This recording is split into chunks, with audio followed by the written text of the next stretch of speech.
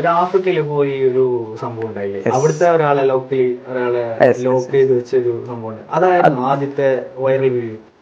അത് വൈറൽ എന്നല്ല, കുറച്ച് അതിനു മുമ്പും വീഡിയോസ് നല്ല റീച്ച് ആയിട്ടുണ്ട്. ഞങ്ങളൊരു ഫേസ്ബുക്ക് വീഡിയോ 4.5 കോടി വ്യൂ വന്നിട്ടുണ്ട്. അതേപോലെ യൂട്യൂബിലിട്ട് 1 വീഡിയോസ് 10 മില്യൺ ക്രോസ് ചെയ്തിട്ടുണ്ട്. വൈറൽ എന്നല്ല, ആൾക്കാർ ഇപ്പോൾ കാണുമ്പോഴും ടയറിൽ വെച്ചിട്ടെടുത്ത. അപ്പോൾ ഈ ഒരു ഇൻസിഡൻറ്റ് എന്ന് പറഞ്ഞെങ്കിൽ ഒരു റിയൽ ലൈഫിൽ ഈ കരാട്ടെ അല്ലെങ്കിൽ മാർഷൽ ആർട്ട് പഠിച്ചെങ്കിൽ എന്തെങ്കിലും യൂസ് ഉണ്ടോ എന്ന് കുറേ ആൾക്കാർ ചോദിക്കാറുണ്ട്.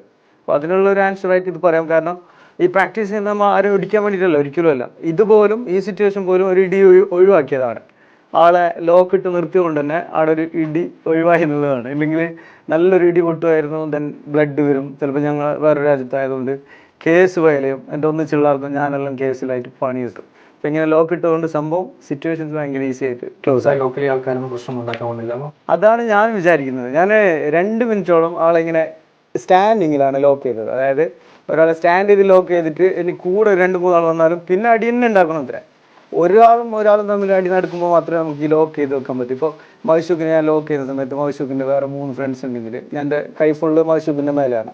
ആ സമയത്ത് അവർക്ക് എന്നെ ഹിറ്റ് ചെയ്യാൻ പറ്റും ഈസിയിൽ. അപ്പോൾ ഇത് ഞാൻ 2 മിനിറ്റോളം നോക്കി.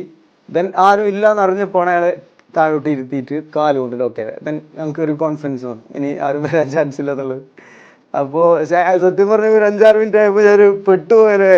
ഇനി ഇയാൾ ടീം വന്നിട്ട് കൾച്ചർ ചേഞ്ച് ഉണ്ടോ മാത്രമല്ല, നമ്മൾ ആഫ്രിക്കൻ രാജ്യത്തെ കുറിച്ച് കേൾക്കുന്നത് തന്നെ അങ്ങനെയല്ലേ. ചിലപ്പോൾ പെട്ടെന്ന് ഗണ്ണൊക്കെ കൊണ്ട് നടക്കുന്ന ടീംസ് ആയിരിക്കും.